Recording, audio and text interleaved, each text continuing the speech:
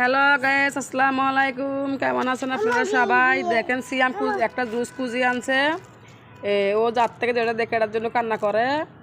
তো কার কার বেবি এরকম করে কমেন্টের মাধ্যমে জানাবেন। দেখেন ও ছেলেটা কীরকম, কথা শোনা না, ডাক দিলে এ শুধু বলে যে এটা নিয়ে দো, এটা নিয়ে দো। একটু বের হলে দেখেন কি দুষ্টামি করে। মানে আমাদের এখানে একটা আঙ্কেল লাগে, আঙ্কেলকে বলে দাদা, ডাকে দাদা এনে দিয়েছে। ও দাদা আমার আঙ্কেল আর কি। তো আপনারা কে কিছু মনে করিয়েন না।